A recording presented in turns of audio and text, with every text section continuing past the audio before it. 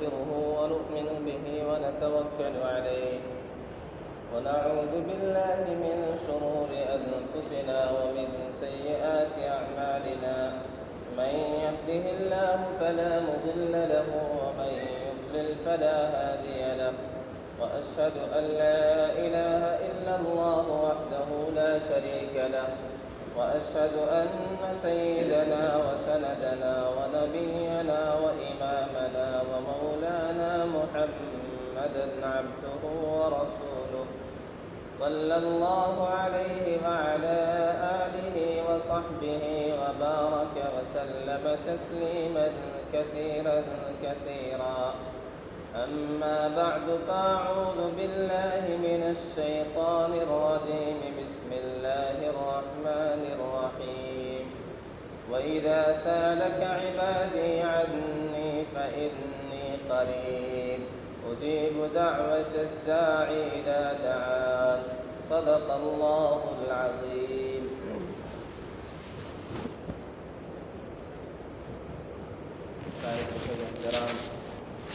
بزرگوں اور دوستوں،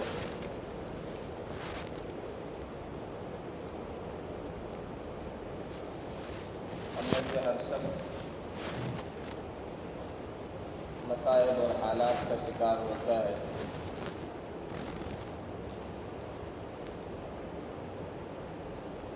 ہر ایک کے ساتھ پریشانیاں اور الجھنیں اور تکلیفیں لگی رہتی ہیں.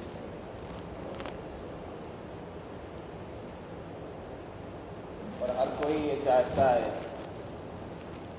کہ وہ راحت اور عافیت والی زندگی بسر کرے، سکون والی زندگی گزارے. لیکن راحت اور سکون جہاں سے مل سکتا ہے ان راستوں پر ہم نہیں چلتے، وہ طریقے ہم اختیار نہیں کرتے جو ہمیں سکون پہنچانے والے ہیں، جو ہمیں آرام اور راحت پہنچانے والے ہیں، جو ہماری پریشانیاں دور کرنے والے ہیں.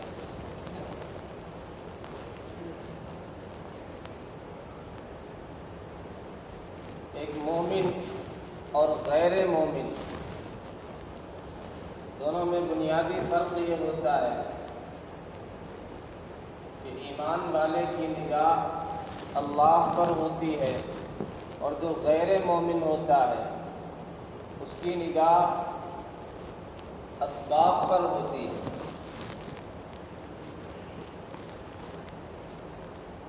غیر مومن جاب حاصل کرنے کے لیے، اپنی دکان چلانے کے لیے، پریشانیوں سے چھٹکارا حاصل کرنے کے لیے کوشش کرتا ہے، محنت کرتا ہے، اسباب اختیار کرتا ہے، دوا علاج کرتا ہے، لیکن اس کی توجہات صرف دوا علاج پر ہوتی ہے، اس کی اپنی کوشش پر ہوتی ہے، اس کے اسباب پر ہوتی ہے. میں نے یہ کام کیا ہے، میں نے دوا کھائی ہے، میں نے اس چیز کا یہ ایک حل بظاہر اس میں تلاش کیا ہے. جو بھی اسباب ہوں اس میں اسے نظر آتا ہے کہ یہ چیزیں میری پریشانی ختم کریں گی، میرے مسئلے کو حل کریں گی. مسلمان بھی اسباب اختیار کرتا ہے اور اسباب اختیار کرنے کے لیے حدیث میں کہا بھی گیا ہے،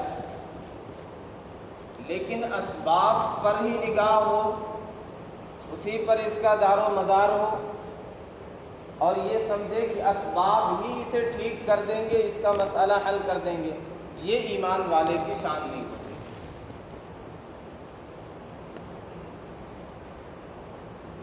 سیدنا خالد بن ولید رضی اللہ تعالی عنہ کا مشہور واقعہ ہے.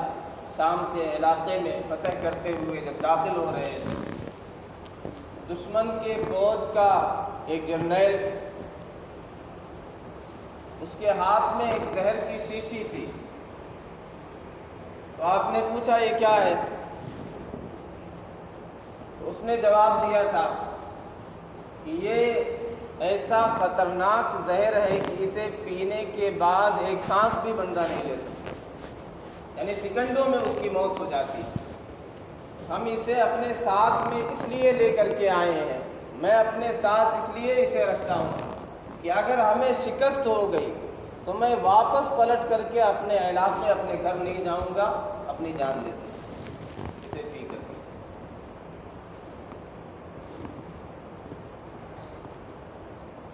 سیدنا خالد بن ولید رضی اللہ تعالی عنہ نے وہ شیشی لی، اس سے زہر کی اور وہ زہر پی گئے۔ وہ بندہ دیکھ کر کے حیران ہے کہ ان کے جسم پر، ان کے چہرے پر کسی طرح کے کوئی آثار ظاہر نہیں ہو رہے، کوئی تبدیلی نہیں آ رہی، کوئی پریشانی نہیں جھلک رہی، یہ پوری شیشی زہر کی پی گئے۔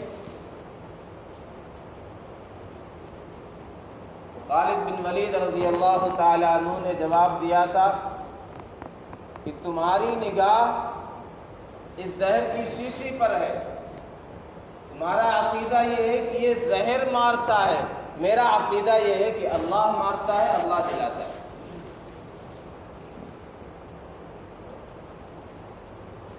انہوں نے بس یہ دعا پڑھی، بسم اللہ الذی لا یضر مع اسمہ شیء فی الارض ولا فی السماء وهو السمیع العلیم۔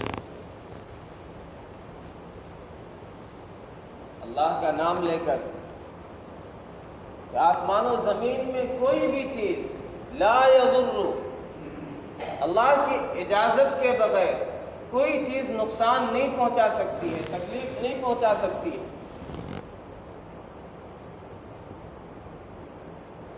اور یہ حدیث میں نے بارہا سنائی۔ سیدنا عبداللہ بن عباس رضی اللہ عنہ ایک چھوٹے بچے ہیں، 8-10 سال ان کی عمر ہے، آقا صلی اللہ علیہ وسلم کے ساتھ سواری پر سوار ہیں، آپ ان کا عقیدہ ٹھیک کر رہے ہیں۔ یا غلام احفظ اللہ یحفظک، اے لڑکے اللہ کو یاد رکھو، اللہ تمہاری حفاظت کرے گا۔ احفظ اللہ تجدہ تجاہک، اللہ کو یاد رکھو، اللہ کو اپنے سامنے پاؤ گے، اللہ ہر وقت تمہاری مدد کرے گا، اللہ تمہارے مسائل حل کرے گا، تمہاری پریشانیاں دور کرے گا۔ وَإِذَا سَأَلْتَ فَاسْأَلِ اللَّهَ، جب مانگنا ہو تو اللہ سے مانگو۔ وَإِذَا اسْتَعَنْتَ فَاسْتَعِنْ بِاللَّهِ، مدد بھی طلب کرنا ہو تو اللہ سے مدد طلب کرو۔ وَاعْلَمْ أَنَّ الْأُمَّةَ لَوِ اجْتَمَعَتْ عَلَىٰ أَن يَنفَعُوكَ بِشَيْءٍ لَمْ يَنفَعُوكَ إِلَّا بِشَيْءٍ قَدْ كَتَبَهُ اللَّهُ لَكَ۔ یہ بات یاد رکھو، جان لو کہ پوری انسانیت، پوری امت اس بات پر اکٹھا ہو جائے کہ تمہیں فائدہ پہنچانا ہے، اگر اللہ نہیں چاہے گا تمہیں پوری انسانیت مل کر کے فائدہ نہیں پہنچا سکتی۔ وَلَمْ اجْتَمَعُوا عَلَىٰ أَن يَضُرُّوكَ بِشَيْءٍ لَمْ يَضُرُّوكَ إِلَّا بِشَيْءٍ قَدْ كَتَبَهُ اللَّهُ عَلَيْكَ، اور ساری انسانیت اکٹھا ہو جائے تمہیں کچھ نقصان پہنچانا چاہے، اگر اللہ کی مرضی نہیں ہوگی تو تمہارا بال بیکا بھی نہیں کر سکتے، تمہیں ذرہ برابر بھی نقصان نہیں پہنچا سکتے۔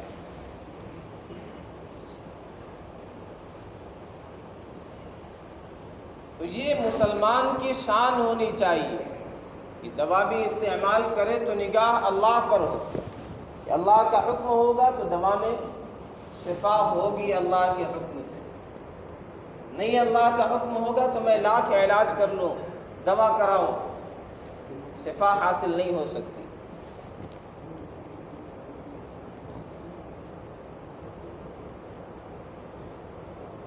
بدقسمتی ہمارے معاشرے کی یہ ہے کہ جو طریقے ہمیں بتلائے گئے ہیں دعا کے، ان طریقوں سے ہم دعا نہیں کرتے ہیں۔ ہم یہ چاہتے ہیں کہ ہمیں کوئی ایک تعویذ لکھ کر کے دے دے، اسی سے ہمارا کام ہو جائے، ہمیں کچھ نہ کرنا پڑے۔ حالانکہ وہ دعائیں جو پیارے آقا صلی اللہ علیہ وسلم سے منقول ہیں، اگر وہ دعائیں ہم پڑھیں گے تو اس کا ثواب بھی ملے گا، اس میں تاثیر بھی بہت زیادہ ہوگی۔ کوئی تعویذ اتنا اثر نہیں کرے گی جو پیارے آقا صلی اللہ علیہ وسلم کی زبان مبارک سے نکلے ہوئے الفاظ اثر کرے گی۔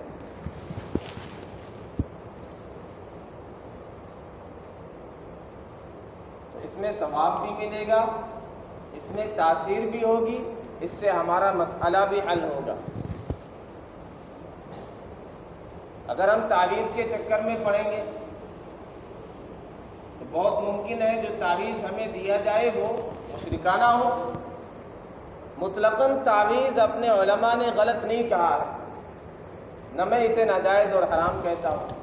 اگر اس میں مشرکانہ چیزیں ہوں گی، غیر اللہ سے اگر مدد مانگی گئی ہوگی، حتیٰ کہ نبی یا کسی ولی سے اگر مدد مانگی گئی، کسی فرشتے سے مدد مانگی گئی، تو یہ بھی شرک تک پہنچانے والی چیز ہے۔ یا ایسے الفاظ لکھے گئے، ایسے نشان بنائے گئے جو سمجھ میں نہیں آتے، وہ بھی غلط ہے، وہ بھی درست نہیں ہے۔ بہرحال وہ الگ موضوع ہے۔ پیارے آقا صلی اللہ علیہ وسلم نے کبھی کسی کو کوئی تعویذ نہیں دیا۔ ہاں دعا کی ہے، آپ نے پڑھ کر کے دم کیا ہے،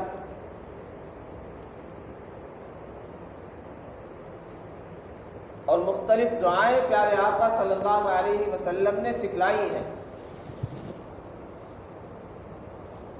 اب اگر کوئی مولوی تعویذ نہ کرے تو لوگ سمجھتے ہیں کہ یہ تو عالم ہے ہی نہیں، یعنی بڑا عالم اسے سمجھا جاتا ہے جو لکھ کر کے بھی تعویذ دے دیا کرے۔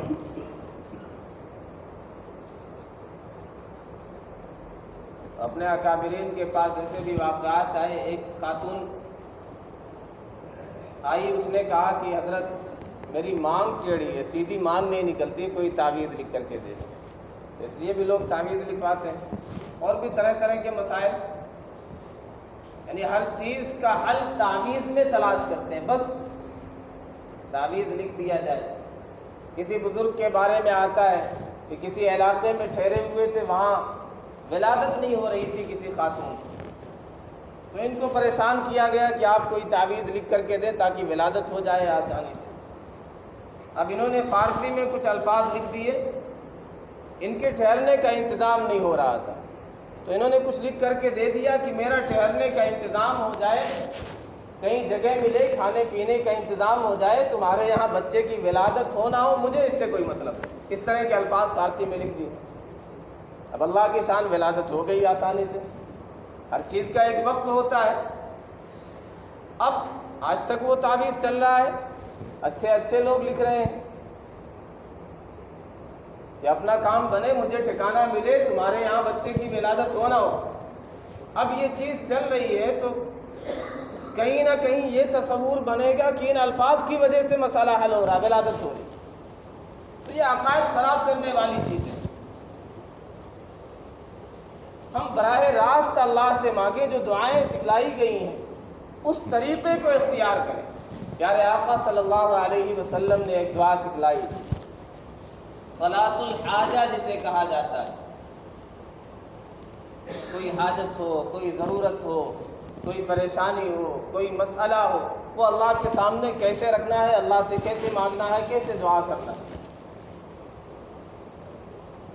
سیدنا عبداللہ بن ابی اوفا رضی اللہ تعالی عنہ سے یہ روایت منقول ہے، وہ فرماتے ہیں کہ آقا صلی اللہ علیہ وسلم نے ارشاد فرمایا،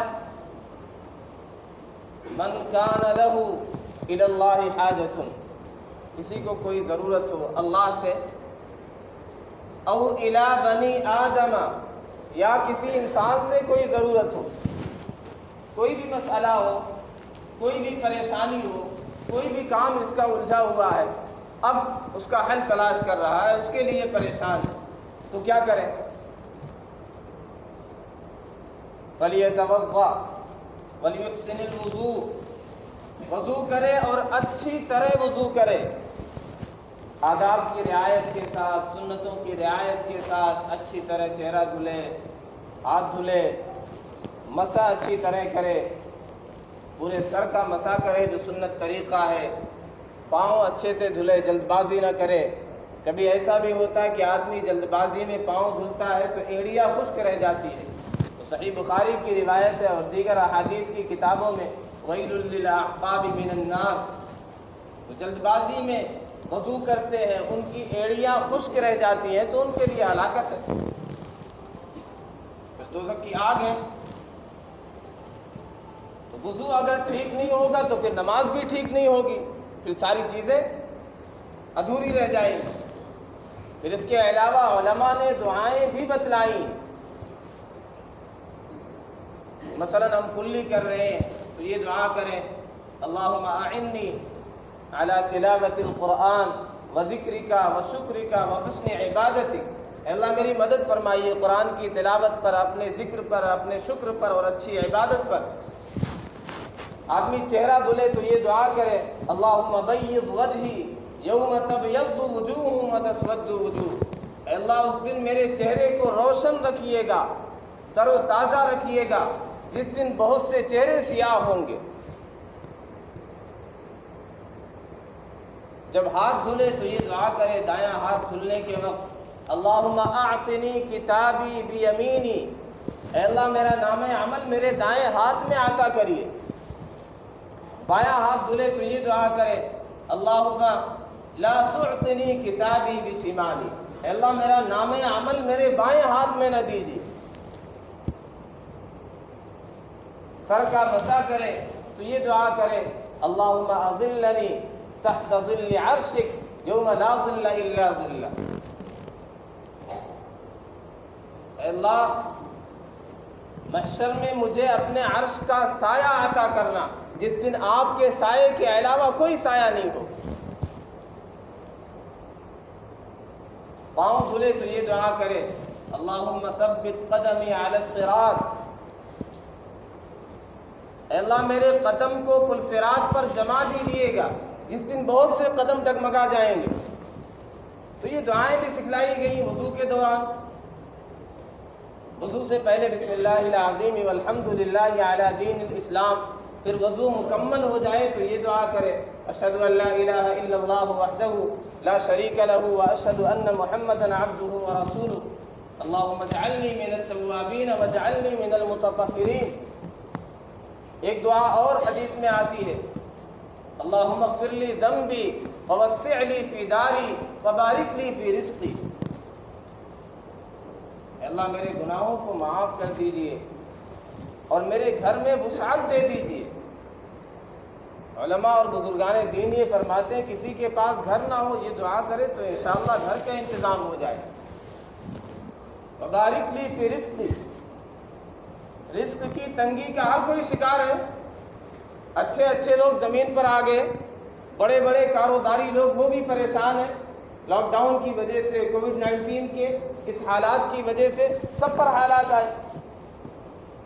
یہ جو مسنون دعائیں سکھلائی گئی یہ دعا کریں، پھر اس کی تاثیر دیکھیں۔ تو پیارے آقا صلی اللہ علیہ وسلم نے ارشاد فرمایا کہ وضو کرے، اچھی طرح وضو کرے، فَلْيُصَلِّ رَكَعَتَيْنِ، 2 رکعت نماز پڑھے۔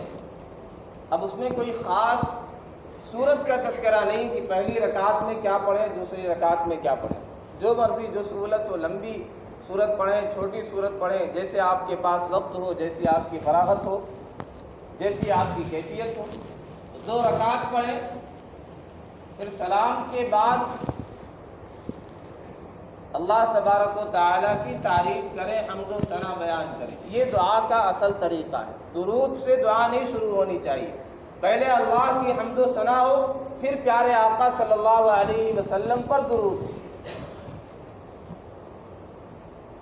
تو حدیث کے الفاظ ہیں، ثم لیثنی علی اللہ، اللہ کی ثنا بیان کرے، اللہ کی تعریف کرے۔ اللہ کو اپنی حمد، اپنی تعریف پسند ہے، اسی لیے اللہ کا کلام الحمدللہ سے شروع ہے، اس میں اللہ کی تعریف ہے۔ پھر پیارے آقا صلی اللہ علیہ وسلم پر درود پڑھے۔ درود سے ہماری دعا میں جان آ جائے گی، کیونکہ درود تو بہرحال قبول ہوتا ہے۔ جب اللہ ہماری درود کو قبول فرمائیں گے تو یہ نہیں ہو سکتا کہ بیچ کے جو مضامین ہیں، جو دعائیں ہیں، اسے ریجیکٹ کر دیا جائے، اسے رد کر دیا جائے۔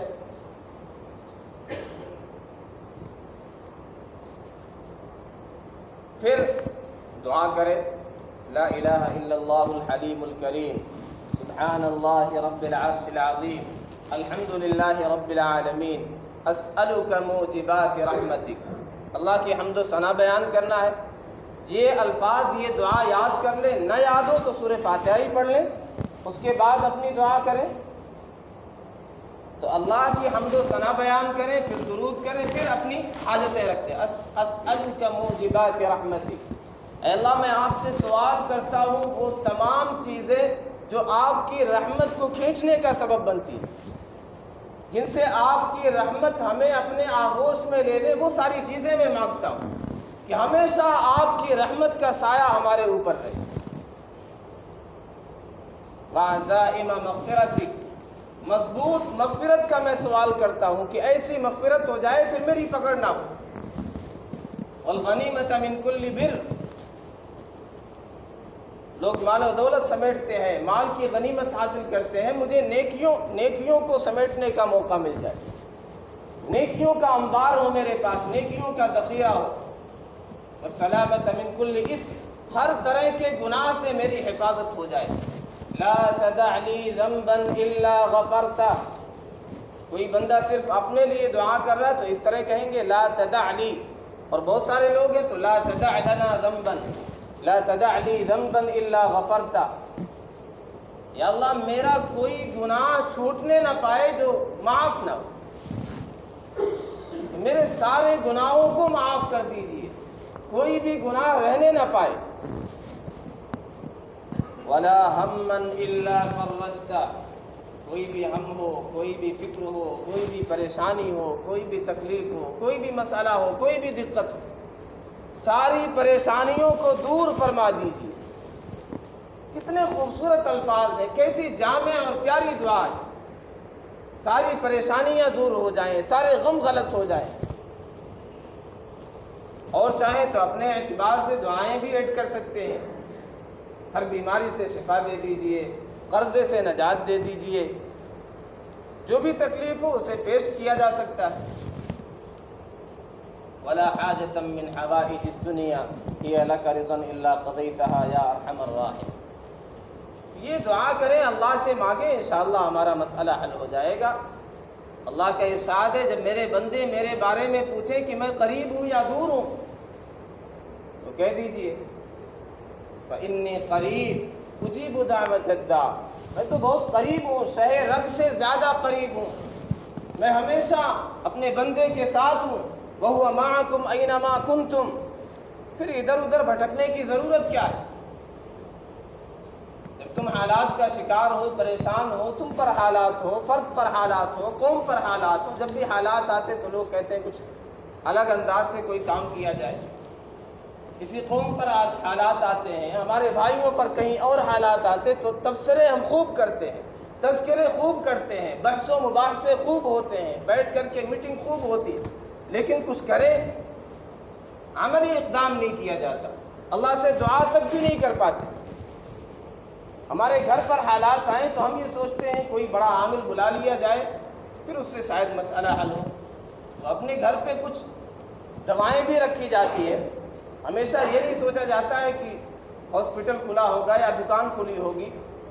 یہ دعائیں تو ہمیں یاد ہونی چاہیے، بچے کو یاد کرائیں کہ ایمرجنسی صورتحال ہو تو خود ہم عمل کریں، اس کے برکات کا ہم مشاہدہ کریں گے، تجربہ کریں گے، پھر انشاءاللہ ادھر ادھر جعلی لوگوں کے پاس بھٹکنے کی ضرورت نہیں پڑے گی۔ تو یہ دعا ہے، صلاۃ الحاجہ ہے، اس کا طریقہ سیکھیں، یہ دعا یاد کریں، اور بھی پیارے آقا صلی اللہ علیہ وسلم سے جو دعائیں منقول ہیں، مسنون دعائیں، انہیں یاد کریں، اس کا اہتمام کریں اور اسے اپنے لیے حفظ جا بنائیں، اپنی حفاظت کے لیے، اپنے بچوں کی حفاظت کے لیے، اپنے گھر کی حفاظت کے لیے مسنون دعائیں جو پیارے آقا صلی اللہ علیہ وسلم سے ثابت ہیں، اس کا اہتمام کریں، اسے پڑھا کریں، اس پر عمل کیا کریں۔